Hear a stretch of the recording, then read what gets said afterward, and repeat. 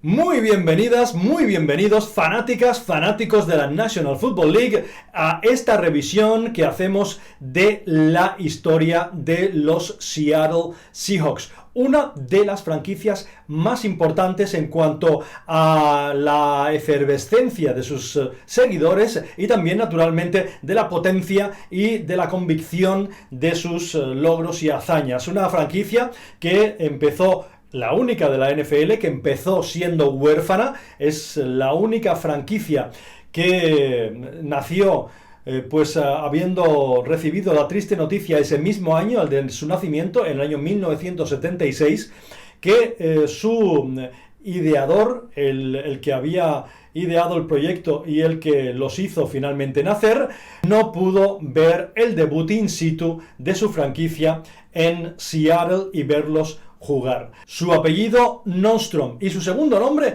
era Wallace, un hombre muy luchador, un Wallace que se fue ese mismo año, 1976, en abril, de vacaciones a México, y allí sufría un súbito ataque al corazón, del que moriría ese mismo año. Empecemos esta aventura de los Seattle Seahawks y primero vamos con un poquito de antecedentes. Como decíamos antes, la lucha les viene en el ADN a los Seattle Seahawks, porque desde principios de su creación, al principio de la idea de lo que fue el equipo, hay que tener en cuenta que la ciudad de Seattle ya luchaba por una franquicia en la NFL desde finales de los 50. En el año 1958 se tiene seguridad y está constatado que ya se había presentado el primer proyecto de franquicia en la ciudad de Seattle a la National Football League. La ciudad en finales de los 50 estaba en plena ebullición y en pleno crecimiento. En los años de la duplicidad AFL-NFL ya se estaba preparando estratégicamente una ampliación de equipos de NFL a un mínimo de 28. La idea original era ampliarlos a 32 para que fueran múltiplos de 4 y que pudiesen ser iguales en ambas conferencias. Se tenía ya planeado 2 conferencias que llevasen a 4 divisiones de 4 equipos cada uno. 4 por 4 son 16, 16 y 16, 32 para conformar el número total que estaba planeado. Pero claro, había que hacerlo gradualmente y ya se planeaba subir ese número de 26 a 28 equipos. El escalón primero de 26 a 28 había que darlo entre 1974 y 1978 para después hacerlo antes posible hasta los 32 definitivos. Se hizo un estudio y se fueron sondeando ciudades que pudiesen acoger equipos en expansión para la National Football League. Al final quedaron, para este primer paso de 28 equipos, quedaron 4 ciudades como finalistas: Phoenix, Seattle, Tampa y Memphis. Muchos fueron los grupos y las iniciativas que se fueron generando para convertir en realidad ese proyecto de franquicia de la NFL en la ciudad de Seattle. Uno de los más importantes fue The Capital, procedente del estado de Minnesota. Un hombre de negocios llamado Wayne Field, que lideraba un grupo denominado el Grupo de los Leones Marinos. El grupo se denominaba exactamente Seattle Sea Lions Management Corporation. Ese grupo se generó en 1969 y fue el principal grupo en tener ideas y sobre todo en plasmar con realidades sobre un proyecto cabal el equipo de la NFL para la ciudad de Seattle. El nombre, obviamente, que habían planeado para su equipo de National Football League eran los Leones Marinos de Seattle, era el proyecto principal. Después, no mucho después, vendría otra de las realidades. Cambiarían su primera idea, su idea original de llamarles los Leones Marinos,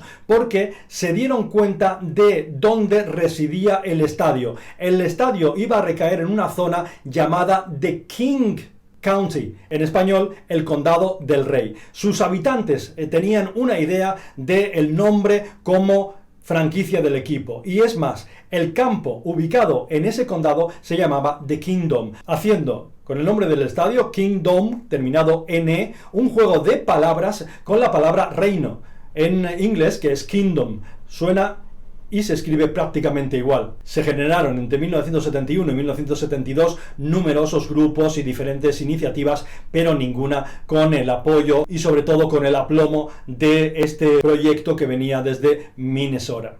Hay que hacer también un capítulo y hacer hincapié en la realidad histórica de los años 70 en Seattle, en el estado norteamericano de Washington. No confundir con la ciudad de Washington DC, capital en la costa este de los Estados Unidos. Estos son de la costa oeste, estado norteamericano de Washington, no la ciudad Seattle. En esta ciudad se basaba uno de los principales motores de la industria aeroespacial, la fábrica de aviones Boeing. Entre otras, daba en ese tiempo trabajo a más de 100.000 personas. Pues bien, la realidad era que a principios de los 70, cuando el equipo ya estaba realmente cuajando, la situación de la ciudad era de pesimismo. ¿Por qué? Porque los empleos habían caído, la industria aeroespacial había caído en picado y se habían pasado, por ejemplo, en la fábrica Boeing de más de 100.000 personas trabajando a poco más de 38.000. Es lo que se conocía en esos momentos en la sociedad de Seattle como The Boeing Bust, el robo de Boeing. Pues bien, con ese ambiente pesimista se generaban pocas expectativas halagüeñas a traer cualquier cosa, no ya una franquicia de la NFL, sino cualquier tipo de negocio a la ciudad de Seattle. Hasta tal punto llegaba la insatisfacción y sobre todo el pesimismo de los conciudadanos de la ciudad de Seattle que se hizo viral en aquella época, usando una palabra actual, un cartel grandísimo, un billboard que llaman los norteamericanos, esos carteles que se ven desde la carretera. Pues bien, en la vía más importante, la arteria principal de salida y entrada a la ciudad, que pasa por el aeropuerto, una de las vías de entrada más importantes para Seattle, había un gigantesco cartel que decía en inglés: el último ciudadano en abandonar Seattle, que apague la luz, haciendo referencia jocosa a la situación de pesimismo y de desbandada en la ciudad de Seattle, que estaba perdiendo más y más habitantes debido a la crisis que estaba sufriendo. Pues bien, en ese momento en la ciudad había un montón, se habían generado y duplicado por doquier ciudadanos que se juntaban y se organizaban para luchar contra esa crisis, ya sea en forma de lucha contra despidos en las empresas, ya sea por temas sindicales, ya sea por temas laborales o ya sea por simple ayuda entre unos y otros en época de necesidad. En este marco nace en la ciudad de Seattle una franquicia de fútbol americano con un montón de grupos ciudadanos formando parte de cualquier actividad posible. Había que darle la vuelta a aquel letrero que realmente en inglés dice: "Will the last person leaving Seattle turn off the lights?". El equipo, como te digo, con ese proyecto que venía de Minnesota, iba a llamarse The Kings, finalmente, por el barrio donde también tenían su campo, que se llamaba The Kingdom. Al final, el nombre que querían dar. Y de repente, viendo ese furor y esa pasión que tenían sus ciudadanos, los ciudadanos de King County en Seattle, decidieron ponerle a la franquicia, en lugar de los Leones Marinos, de Sea Lions, ponerle The Kings, los Reyes, que jugarían en un campo llamado The Kingdom, el Reino. Entonces era toda una idea que empezaba a tomar forma y tomar sobre todo muchísimo peso. El equipo prácticamente estaba decidido ya a llamarse The Kings, los Reyes. Hasta que un buen día se decidió que no, que había demasiados reinos y reyes en el mundo del deporte en aquel momento y que el nombre de Kings no era una alternativa viable para llamar a la franquicia que tomase parte del fútbol americano de la NFL en la ciudad de Seattle. Por lo tanto, se decidió darle de nombre el definitivo The Seahawks, que tenían que ver un poquito también con el aire, también con la industria aeroespacial y también, por supuesto, con la entidad de la ciudad de Seattle. Fue precisamente en un concurso que en aquella época era muy común y que se puso mucho de moda, de poner un nombre a la franquicia y de hacer a las personas, a los viandantes, a los ciudadanos, partícipes de que participando, dando un nombre para que luego se escogiese entre los nombres más apropiados. Era un concurso, un quest que se llamaba, y que era muy popular, como te digo, en aquellos años. Involucrar a la gente era la idea, que la gente empezase a sumar ideas,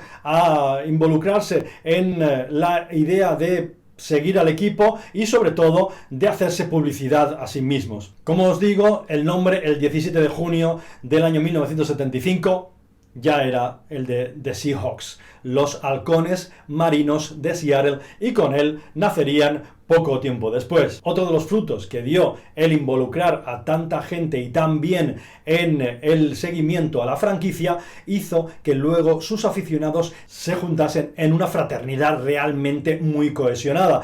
La 12. Realmente no se llama la 12, los hispanos le llamamos la 12 por connotaciones y familiaridad con otro nombre de la 12 de, por ejemplo, los Boca Juniors en Argentina, un equipo de fútbol bastante conocido. No es la 12, es el hombre duodécimo, el duodécimo hombre, The 12th Man. Es el nombre real de los seguidores de los Seattle Seahawks, una de las más pasionales. Y así nacían en el año 1975, hay que decir, una de las más apasionadas y fervientes aficiones en la Liga de Fútbol Americano. Hay que decir que la idea primigenia de la National Football League era para los dos equipos que habían ganado esa participación en la primera parte de la expansión en la National Football League, que eran al final los Tampa Bay Buccaneers y los Seattle Seahawks. Los Tampa Bay Buccaneers ya tenían su plaza un poquito antes que los que iban a ser los Sea Lions en principio, que luego terminaron siendo los Seahawks un poquito más tarde. Pues bien, la idea era que fuesen intercambiando en los dos primeros años sus conferencias para que pudiesen enfrentarse al mayor número de equipos de la NFL en sus dos primeros años. Así pues, en el primer año los Seahawks formaron parte de la NFC. Uno de los partidos que ganaron lo ganaron precisamente en Tampa contra los Tampa Bay Buccaneers por 10-13. El otro partido se lo ganarían a los Falcons por 30-13 en el Kingdom. Al final de la primera temporada, 2 partidos ganados, 12 perdidos, y había que pasar ese trago de ser los, digamos, los últimos de la fila o los novatos en esto de la NFL. En el segundo de los años, en 1977, realmente la cosa mejoró muchísimo. El récord pasó a 5 partidos ganados y 9 perdidos, con victorias de nuevo ante Tampa, ante los Bills, ante los Kansas City Chiefs, ante los Cleveland Browns, los Bills y los Jets. Patera fue el primer head coach que tuvo el equipo, que venía precisamente de los Vikings de Minnesota. Pues bien, la segunda era la de Chuck Knox, iría desde el año 1983 al año 1991, consiguiéndose en el año 1983 como mayor logro la primera postseason del equipo, los primeros playoffs del equipo en un año de campanillas. El año 1983 fue el primer gran año de triunfo de los Seattle Seahawks. Alcanzaban la postemporada, ganaban a sus rivales acérrimos, los Broncos, en el primero de los partidos, el de Wildcats, para deshacerse después de los Miami Dolphins en la siguiente ronda y para perder contra los Raiders la final de conferencia, unos Raiders que al final serían campeones de la liga. El año 1984 sería todavía mejor, superando al anterior y siendo hasta 2005 el mejor en toda la historia de la NFL. Habría que pasar más de 20 años, desde 1984 hasta 2005, para ver una mejor temporada que aquel glorioso 1984 del entrenador Knox. Si ya fue bueno el anterior de 9-7, este fue de 12-4. Y en ese año su head coach fue elegido el mejor de la liga.